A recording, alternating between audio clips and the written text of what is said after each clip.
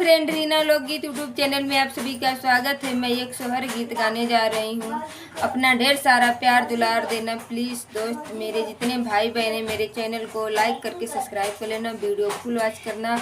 जो सब्सक्राइब नहीं किए सब्सक्राइब जरूर कर लेना प्लीज़। अपना ढेर सारा प्यार दुलार देना। 12 दिन के बरैया बरैया नहीं बीतल हो। 12 दिन के बरैया बरैया नहीं बीतले हो। ए ललना खीरकी के राहे पियवा जाके देखत मोहिया लागे हो। ए ललना खीरकी के राहे पियवा जाके देखत मोहिया लागे हो। मचिया बैठे सासु सरब गुड़या गर हो। मचिया बैठे सासु सरब गुड़या गर हो। सासु तनिके से धरा मोर होरी लावा सैया के मनवा राखब हो। सासु तनी से धरा मोर होरी लावा सैया के मनवा राखब हो।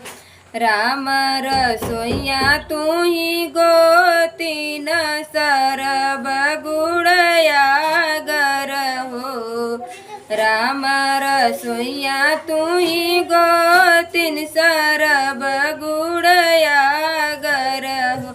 एगो तीन तनी से धरा मोर होरी लावा सैया के मनवा राखब हो। 12 दिन के बरैया बरैया नहीं बीतल हो। 12 दिन के बरैया बरैया नहीं बीतल हो।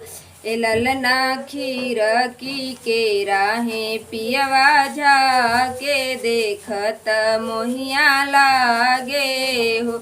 ए ललना खीरकी के राहे पियवा जाके देखत मोहिया लागे हो। सुपली खेलत तू ही नदी सरब गुड़या गर हो। सुपली खेलत तू ही नदी सरब गुड़या गर हो। ए नदी धराना मोर होरी लावा सैया के मनवा राखब हो। हे नदी धराना होरी लावा सैया के मनवा राखब हो।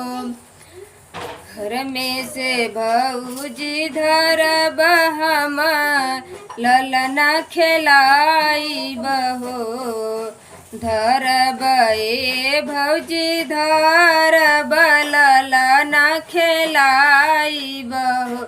हे भौजी काऊ देबू हमारा के नेगवा हसत घरमा जाइब हो।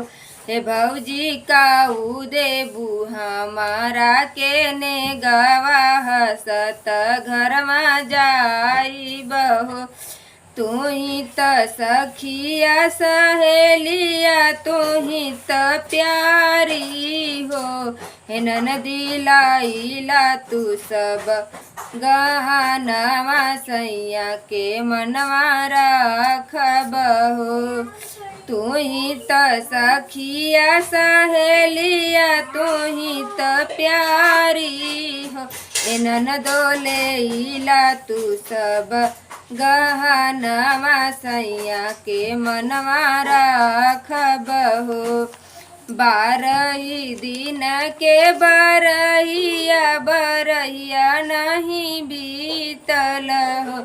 ए ललना खीरकी के राहे पियवा जाके देखत मोहिया लागे हो। ए ललना खीरकी के राहे पियवा जा के देखत मोहिया लागे हो।